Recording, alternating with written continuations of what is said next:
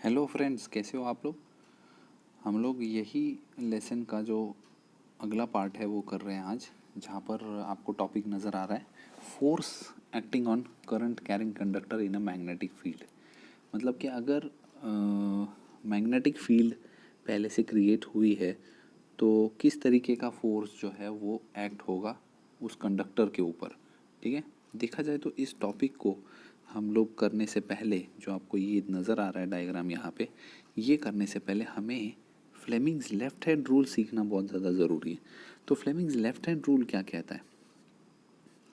Fleming's left hand rule कहता है we considered the direction of electric current and the direction of magnetic field and found that direction of force exerted is perpendicular to the both।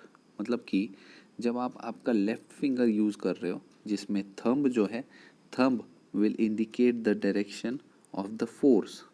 मतलब कि किस direction में जो आपका conductor है वो मूव होने वाला है। दूसरी चीज़ क्या है, हमारा जो इंडेक्स फिंगर है, दैट इज़ फर्स्ट फिंगर, वो डायरेक्शन किसकी डिनोट करता है? वो मैग्नेटिक फील्ड की डायरेक्शन डिनोट करता है। मतलब कि इस डायरेक्शन में मैग्नेटिक फील्ड है। और डायरेक्शन ऑफ करंट, जो कि आप अगर हाथ तीनों परपेंडिकुलर एक दूसरे के साथ करोगे तो आपको मिडल फिंगर के थ्रू पता चलेगा कि डायरेक्शन ऑफ करंट है। तो इसके लिए लर्न करने के लिए कैसे किया जाता है? लर्न करते हैं, this is mother, father, sorry हम लोग इसको ऐसे करते हैं, magnetic field means mother, force is nothing but the father and current means nothing but the child। Father mother child ऐसे लर्न कर लीजिए इसको। फादर यहाँ पर है, मदर यहाँ पे और चाइल्ड यहाँ पे। ठीक है, तो एक फैमिली बन गई है पूरी, फादर मदर एंड चाइल्ड। तो इन 3 फिंगर्स के बेसिस के ऊपर हम डिटरमाइन कर सकते हैं कि किस तरीके से जब करंट फ्लो होता है तो एक मैग्नेटिक फील्ड बनती है। अगर वो मैग्नेटिक फील्ड की डायरेक्शन जो भी होगी उसी के अकॉर्डिंगली फोर्स जो है वो एक्ट करेगा। और फोर्स हमेशा परपेंडिकुलर होगा करंट से और मैग्नेटिक फील्ड से। ठीक है, अब हम इसको इस डायग्राम के थ्रू सॉल्व करने की कोशिश करते हैं। ओके, अब देखिए मैंने यहाँ पे पहले से एक तो हमारे टेक्स्ट बुक के अंदर उन्होंने दिया हुआ था कि हमें इस डायग्राम के लिए, ये जो आपको दिख रहा है, इस एक्सपेरिमेंट के लिए हमें क्या क्या चीज़ें ज़रूरी होगी। तो हमें फ्लेक्सिबल कॉपर वायर की ज़रूरत होगी, स्टैंड की ज़रूरत होगी, electrical cell, a horseshoe magnet with a strong magnetic field. Procedure क्या है, हमें सारी चीज़ों को प्रॉपर तरीके से फिक्स कर रहा है कि, और जब इसके बाद में हम लोग क्या करने वाले हैं, जब सर्किट जो है वो पूरा हो जाएगा और करंट जब हम फ्लो करेंगे तो वो डायरेक्शन ऑफ मैग्नेटिक फील्ड आपको हमेशा याद रखनी है, नॉर्थ टू साउथ की तरफ होने वाला है। ठीक है, तो अगर मैं इसको थोड़ा सा डिटेल में यहाँ पे ले लूँ, ठीक है, मैंने ये डायग्राम छोटा सा यहाँ पे पहले से ले रखा है। ठीक है, तो अब मैं यहाँ से स्टार्ट करता हूँ और आप लोग देख सकते हो यहाँ पे ये है हमारा कंडक्टर। ठीक है, ये जो पिंक कलर का आपको नज़र आ रहा है, this will be considered as our conductor. अब ये कंडक्टर या तो बाहर की तरफ मूव हो सकता है या तो यहाँ पे अंदर की तरफ मूव होगा। ठीक है, मतलब ये ऐसे ऐसे मूव होता रहेगा continuously depending on the direction of the current. ठीक है दोस्तों, अब इन्होंने क्या दिया है कि करंट जो है वो फ्लो हो रहा है इस तरीके से यहाँ पे अंदर की तरफ। तो करंट की डायरेक्शन नीचे की तरफ है। इसका मतलब है कि magnetic field, sorry magnetic field की बात नहीं कर रहे हैं हम लोग, करंट की बात कर रहे हैं। मिडल फिंगर जो है आपका होना चाहिए नीचे की तरफ, using the Fleming's left hand rule. ठीक है, मैग्नेटिक फील्ड की डायरेक्शन क्या है? नीचे की तरफ, north to south. Okay, north to south, ये याद रखिए, नॉर्थ टू साउथ जाने वाला है वो। Okay, magnetic field north to south जा रही है और देखिए करंट जब फ्लो हुआ तो करंट यहाँ से आया इधर की तरफ इस डायरेक्शन में और यहाँ से आगे की तरफ गया है। मतलब करंट की डायरेक्शन जो है वो आगे है, जैसा कि मैंने एरो दिया है। तो आपका जो मिडल फिंगर है उस एरो की तरफ होना चाहिए, आपका जो इंडेक्स फिंगर है वो नीचे की तरफ होना चाहिए। ठीक है, जब ये कंडीशन होती है आप लोग आपके हाथ से भी ये देख सकते हो कि लेफ्ट हैंड यूज़ करके चेक कर सकते हो कि कैसे हो रहा है। ये इंडेक्स फिंगर नीचे की तरफ, एरो जो है ये वाला, ये कंडक्टर मतलब कि ये करंट का है, मतलब आपका मिडल फिंगर इस डायरेक्शन में होना चाहिए। इंडेक्स फिंगर यहाँ पे, तो थंब आपका जो है वो अंदर की तरफ अपने आप पॉइंट हो जाएगा। इसका मतलब है कि ये जो कंडक्टर है ये अंदर की तरफ मूव होगा जब करंट है इस डायरेक्शन में। जैसे ही अगर हम करंट की डायरेक्शन को चेंज कर देते, फॉर एग्जांपल ये बैटरी को मैं उल्टा लगा देता हूँ, यहाँ पे पॉजिटिव टर्मिनल और यहाँ पे नेगेटिव, मतलब कि करंट फ्लो होगा इधर से इधर, फिर इधर, फिर इधर, और करंट आ जाएगा इधर की तरफ। जैसे ही करंट इधर की तरफ आ जाएगा ये सारी चीज़ें चेंज हो जाएगी। अब फिर आप वापस आपका Fleming's left hand rule use कीजिए, जिसमें करंट जो है वो है मिडल फिंगर एज इस तरफ, मेरी तरफ, अपनी तरफ, खुद की तरफ, आपकी तरफ।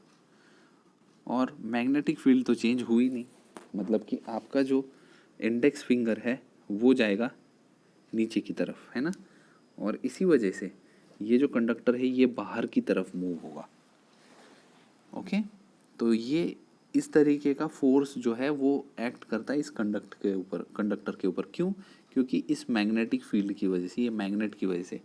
यही सेम प्रोसीजर हम लोग इनके north pole south pole change करके भी अटेंड कर सकते हैं। ठीक है, तो ये कंसेप्ट इस तरीके से एक्सप्लेन कर दिया है मैंने। हम लोग अभी आगे की कंसेप्ट की तरफ बढ़ते हैं, इलेक्ट्रिक मोटर की तरफ आ जाते हैं। बहुत इंपॉर्टेंट कंसेप्ट है और बहुत बार एग्जाम्स में ये पूछा भी गया है। मैं आपको इसके एनिमेशंस भी दिखा सकता था, बट मैंने सोचा कि आपको कन्वेंशनल तरीके से ही एक्सप्लेन किया जाए ताकि आपको ये डायग्राम जो है वो अच्छी तरीके से याद रहे।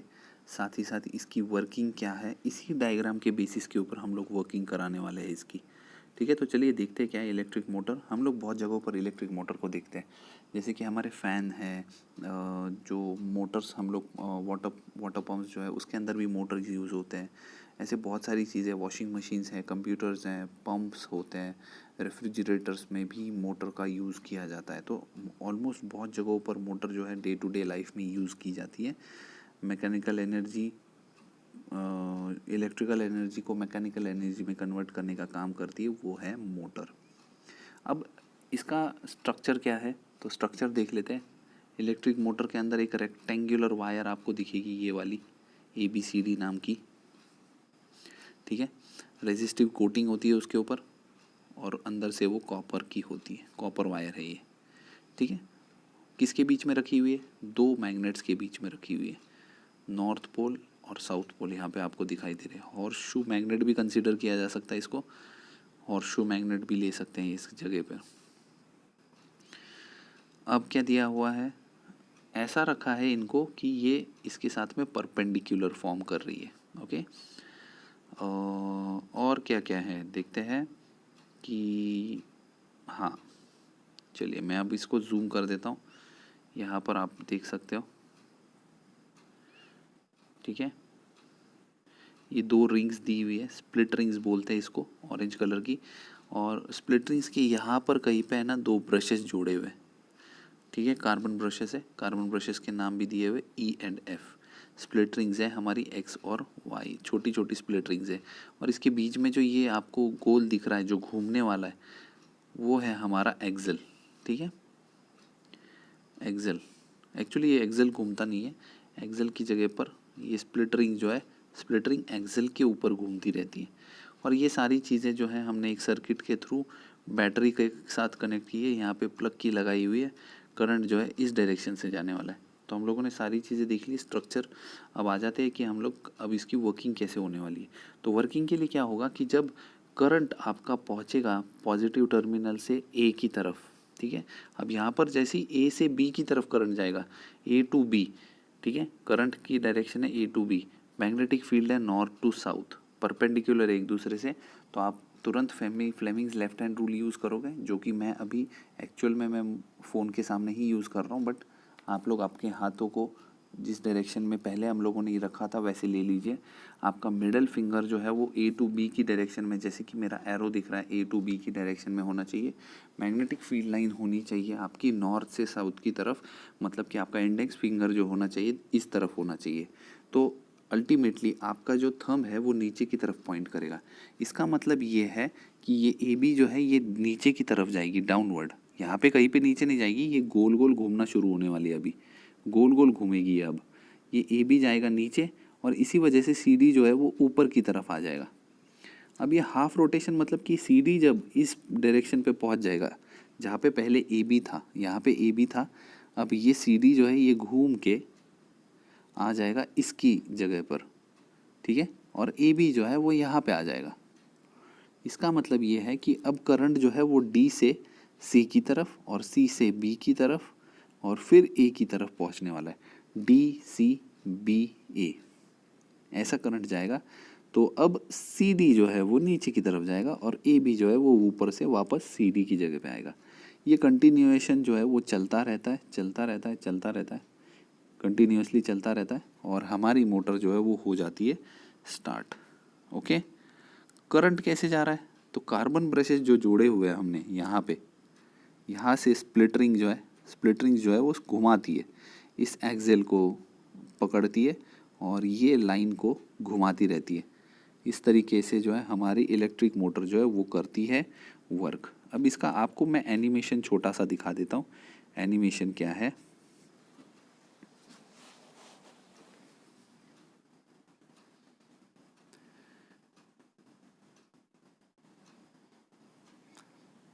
तो यहाँ पर आप लोग देख सकते हैं किस तरीके से मैंने यहाँ पर एक इलेक्ट्रिक मोटर का आपको डेमोन्स्ट्रेशन दिखाया हुआ है और देखिए किस तरीके से ये घूम रहा है। एक्चुअली ये अब ऊपर की तरफ घूम रहा है क्योंकि हमारा नॉर्थ और साउथ पोल जो है वो अलग डायरेक्शन में, इसलिए ये ऊपर ऐसे डायरेक्शन में घूम रहा है, ये यहाँ वाले डायरेक्शन में घूम रहा है, ठीक है।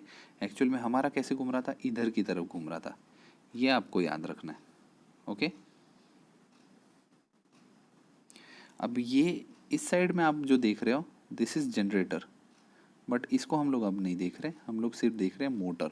जनरेटर की कंस्ट्रक्शन जो है हम लोग डेफिनेटली करने तो वाले थे, बट मोस्ट प्रोबेबली आपको ये बोर्ड एग्जाम्स में डीसी जनरेटर जो है वो शायद कैंसिल होने वाला है, इसलिए हम लोग इसको होल्ड पे रखेंगे और सिर्फ मोटर जो हमारी इलेक्ट्रिक मोटर है वो हम लोग ठीक से करने वाले हैं। यहाँ पर आपको सारी चीज़ें नज़र आ रही है क्लियरली कि ये यहाँ पर जो है ये स्प्लिटरिंग है। ओके, उसी के आगे आपको ये दिखाई दे रहा है कॉइल। ओके, अब ये तो डीसी जनरेटर के बारे में बताया, हम लोग मोटर की तरफ ही कंसंट्रेट करें। और जैसे कि यहाँ पे आपको देखी जा रही है स्प्लिटरिंग, उसके ब्रशेस भी जो है वो आपको इजीली दिखाई दे रहे हैं। अब वापस वो जनरेटर पे आ गए, ठीक है, तो मैं इसको रोक देता हूँ। आपको जो लर्निंग के लिए क्या करना है, तो लर्निंग के लिए आपको इसी फॉर्म में करना पड़ेगा, यहाँ से स्टार्ट करके आपको यहाँ तक इसका वर्किंग जो है वो लर्न करना ही पड़ेगा, ठीक है। अब ये किस प्रिंसिपल के ऊपर? Commercial motors run on the same principle, that is on the Fleming's left hand rule. Fleming's left hand rule के ऊपर ही ये सारा प्रिंसिपल चल रहा है। ओके, अब आ जाते हैं हम लोग नेक्स्ट टॉपिक पे, दैट इज़ इलेक्ट्रोमैग्नेटिक इंडक्शन। और वो क्या क्या है हम लोग वो देख लेते हैं। We have seen in the previous section that if we keep electric conductor in magnetic field such that direction of the current flowing through the conductor in perpendicular to the magnetic field, then force is exerted on the conductor। मतलब कि force जो है वो conductor के ऊपर act कर रहा है। मतलब मैंने आपको दिखाया था किस तरीके से कोई भी कंडक्टर जो है वो मूव होता है जब कोई मैग्नेटिक फील्ड में हम लोग लेकर आ जाते हैं। जैसे कि ए बी हो गया, तो ए बी फोर्स की वजह से ही तो नीचे गया, और वो फोर्स क्या थे? तो वो था फोर्स मैग्नेटिक फील्ड का, ठीक है। Because of this conductor moves, but if an electric conductor is moving in a magnetic field or magnetic field around a or the magnetic field around a stationary conductor is changing, what will happen? In order to find out an answer to this question, research was done by great scientist Michael Faraday. In year 1831, Faraday showed that an electric current can be produced in a conductor with the help of a moving magnet। मतलब आप continuously अगर magnet जो है वो move कर रहे हो, जैसे कि यहाँ पे दिया हुआ है और मैग्नेट यहाँ पर है, उन्होंने बोला है कि अगर मैं मैग्नेट को मूव करता हूँ ऑन एंड अराउंड, ठीक है, तो यहाँ पर गैल्वेनोमीटर में डिफ्लेक्शंस आपको नज़र आएंगे। क्या डिफ्लेक्शंस नज़र आएंगे? कि यहाँ से करंट जो है कहीं ना कहीं पे प्रोड्यूस हुआ है और यहाँ पे गैल्वेनोमीटर में आप लोग उसको डिटेक्ट कर सकोगे। ओके, तो गैल्वेनोमीटर क्या है? गैल्वेनोमीटर एक सेंसिटिव डिवाइस है जो इलेक्ट्रिक मोटर के प्रिंसिपल पे ही बेस्ड है सारी चीज़ें। और ये क्या करता है? We can make some electrical measurements with it. coil is positioned between the pole pieces of magnet, okay, in such a way that the pointer on the galvanometer dial is connected to it. तो जैसा कि यहाँ पे आप देख सकते हो कि ये सारी चीज़ें जो है यहाँ पे पहले से ही कनेक्ट करके रखी हुई है। पॉइंटर जो है वो डिफ्लेक्ट होना शुरू होता है। ये जो पॉइंटर है यहाँ पे, ये या तो इधर या तो इस तरफ डिफ्लेक्ट होना शुरू होगा और वो डायरेक्शन ऑफ करंट जो है हमें बता सकता है। ज़ीरो से कितना करंट बढ़ा या कम करंट वाला है, तो ऐसी चीज़ें जो है गैल्वेनोमीटर में हम लोग ईजिली डिटेक्ट कर सकते हैं। तो माइकल फैराडे का मेन रीज़न क्या था बताने का? Electromagnetic induction. इसका मतलब है कि अगर आप किसी मैग्नेट को किसी कॉइल के अंदर मूव करते हो तो मैग्नेट भी मूव होने की वजह से इलेक्ट्रिक करंट प्रोड्यूस होता है। ओके, इलेक्ट्रिक करंट हमेशा प्रोड्यूस होगा। यहाँ पर भी सेम दिया हुआ है सोलेनॉइड कॉइल, और आप अगर इसके अंदर से मैग्नेट को अंदर बाहर निकालते हैं तो यहाँ पर जो बैटरी है उसके बैटरी की जगह पे आप गैल्वेनोमीटर लगा दो तो वो डिफ्लेक्ट होना शुरू हो जाएगा। जैसे कि यहाँ पे गैल्वेनोमीटर दिया हुआ है, देखिए ये है। ओके, अब ये सारी चीज़ें जो है ये सिर्फ वही बता रही है कि किस तरीके से अगर हम कोई मैग्नेट को अंदर से बाहर की तरफ मूव करते हैं तो गैल्वेनोमीटर में हमें डिफ्लेक्शंस देखने को मिलते हैं। ठीक है, और जैसे ही हम लोग उसका मूवमेंट बंद कर देते हैं, मूवमेंट बंद होते ही जो है गैल्वेनोमीटर में की डिफ्लेक्शन भी बंद हो जाएगी और जो ये सोलेनॉइड कॉइल है उसके अंदर का करंट भी जो है वो बंद होते हुए दिखेगा।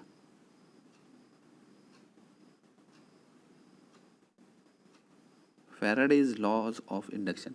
If a current is switched on or off in the solenoid coil, a current is induced in the coil, such as induction is also observed when the current in the solenoid coil is increased or decreased. Current is induced in the coil when it is moved aside from front of the solenoid. From these experiments, it is understood that whenever the number of magnetic fields, ये याद रखना है, number of magnetic fields of force passing through the coil changes, current is induced. This is known as Faraday's laws of induction. The current produce in the coil is called the induced current. इसका मतलब ये है कि या तो आप coil को move कर लीजिए या तो अंदर अगर कोई मैग्नेट रखा हुआ है तो उसको आप अंदर या बाहर की तरफ करोगे, इसकी वजह से चेंजेस होने शुरू होंगे मैग्नेटिक फील्ड में। मैग्नेटिक फील्ड जब भी चेंज होगी तो उस टाइम पे करंट जो है वो प्रोड्यूस होगा। उस करंट प्रोड्यूस जो कॉइल के अंदर करंट प्रोड्यूस हुआ है, इस कॉइल के अंदर जो भी करंट प्रोड्यूस हुआ है उसको हम बोलेंगे इंड्यूस्ड करंट, या फिर उसको दूसरा नाम दिया जाता है फैराडेज लॉज ऑफ इंडक्शन। अब आ जाते हैं फ्लेमिंग्स राइट हैंड रूल पे। बहुत कुछ नहीं है फ्लेमिंग्स राइट हैंड रूल में, जैसे हम लोगों ने लेफ्ट हैंड रूल किया था वही सारी चीज़ है। मोशन मतलब कि ये, या फिर यहाँ पे force of the conductor, we can consider it as index finger आपकी राइट हैंड साइड की, वो होगी आपकी मैग्नेटिक फील्ड की डायरेक्शन, और मिडल फिंगर जो as it is induced current की डायरेक्शन। ठीक है, इंड्यूस्ड करंट मतलब प्रोड्यूस्ड करंट, करंट प्रोड्यूस हो रहा है इसके अंदर आपको। हाँ, अभी फ्लेमिंग्स राइट हैंड रूल जो है वो फैराडे लॉ से क्यों जुड़ा हुआ है? क्योंकि ये मोशन ऑफ द कंडक्टर जो है ये पहले से गिवन होता है, लेकिन जैसा हमने मोटर में किया कि मोटर में पहले करंट पास होता है और उसके बाद में ये मोशन होता है। लेकिन फ्लेमिंग्स राइट हैंड रूल में ऐसा नहीं था, इसीलिए जो इलेक्ट्रिक मोटर है वो हमेशा फ्लेमिंग्स लेफ्ट हैंड रूल पे ही चलती है, उनके प्रिंसिपल पे। और राइट हैंड रूल जो है वो कहाँ पे यूज़ किया जाता है? तो वो यूज़ किया जाता है हमारे इलेक्ट्रिक जनरेटर के अंदर। ओके, अब ऑल्टरनेटिंग करंट और डायरेक्ट करंट के बीच में हम लोग डिफरेंस बिटवीन देखेंगे और उसके बाद में इलेक्ट्रिक जनरेटर। बट मैंने आपको इलेक्ट्रिक जनरेटर के बारे में एक इम्पॉर्टेंट टॉपिक बताया, वो ये है कि इलेक्ट्रिक जनरेटर जो है वो आपके एग्ज़ाम्स के लिए इस साल जो है वो कैंसिल किया गया है, लेकिन अभी तक कोई ऑफिशियल कंफर्मेशन नहीं है। अगर आ भी जाता है कि इलेक्ट्रिक जनरेटर आपको एग्ज़ाम्स में है तो डेफिनेटली हम लोग उस टॉपिक को भी सेपरेटली कवर करेंगे। अब मैं आपको ऑल्टरनेटिंग और डायरेक्ट करंट के बारे में कुछ छोटी छोटी चीज़ें जो है वो एक्सप्लेन करने वाला हूँ। ओके, रीड कर लेते हैं ये क्या क्या है। डायरेक्ट करंट के बारे में देखते हैं। A non oscillatory current flowing in one direction, okay, in a circuit from cell to cell, such current is called direct current. इसमें ये दिया हुआ है कि ऑसिलेटरी करंट नहीं है. DC can increase, direct current can increase, can be stable और can reduce also, but it is not oscillatory. Okay. DC flows in one direction, एक ही डायरेक्शन में फ्लो होता है डीसी. ऑल्टरनेटिंग करंट अलग है. It is a current changing in magnitude and direction after equal intervals of time is called alternating current. और it is oscillatory, मतलब वो घूमता रहता है करंट, ऐसा है कुछ. उसके बाद में हम लोग देखते हैं कि it increases to maximum, then reduces to zero, increases to maximum again in other direction and again to zero. तो यहाँ पे आप लोग देख सकते हैं कि ये जो ग्रीन वेव दिख रही है, this is of alternating current. और ये जो ब्लू लाइन दिख रही है आपको, जो स्ट्रेट जा रही है, क्योंकि वो ऑसिलेटरी नहीं है, इसका मतलब है कि वो एक ही डायरेक्शन में चलती जाती है. लेकिन ऑल्टरनेटिंग करंट का वैसा नहीं है. ऑल्टरनेटिंग करंट जो है वो डायरेक्शन चेंज कर सकता है. It is oscillatory. ज़ीरो से वापस वो मैक्सिमम पे जा सकता है, मैक्सिमम से वापस कम पे अभी आ सकता है. रिवर्स फ्लो है, फॉरवर्ड डायरेक्शन और रिवर्स डायरेक्शन दोनों डायरेक्शन में जाता है. वो पूरी साइकिल कंप्लीट करता है. ओके. डायरेक्ट करंट जो है वो आपको यहाँ पर देखने को मिल रहा है कि यहाँ पे बैटरी के थ्रू है. इन्वर्टर्स में हम लोग कह सकते हैं कि हाँ ऑल्टरनेटिंग करंट है. इंडिया में जो पावर स्टेशन है जो इलेक्ट्रिसिटी जनरेट करते हैं, वन साइकिल, यहाँ पे देखो दिया है, one cycle changes in 1/50 seconds, मतलब बहुत ही कम टाइम में जो है वो एक साइकिल चेंज होता है. Frequency of alternating current is 50 hertz, that is 50 cycles पर सेकेंड. एक सेकेंड में 50 साइकिल्स कंप्लीट करता है. मतलब ये इस तरीके के वेव्स जो है वो बहुत फास्ट में फॉर्म होते हैं.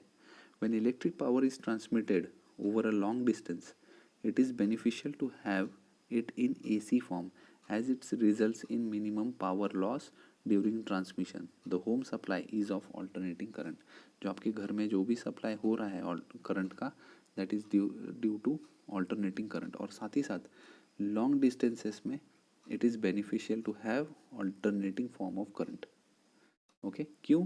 क्योंकि वहाँ पर सबसे कम पावर लॉस होता है, क्योंकि ट्रांसमिट करना है हमें एक डेस्टिनेशन से दूसरे डेस्टिनेशन तक करंट को भेजना है. तो उसके बीच में ये बहुत ज़्यादा स्टेबल है और साथ ही साथ इसके अंदर पावर लॉस जो है वो बहुत कम होता है, मिनिमम पावर लॉस है.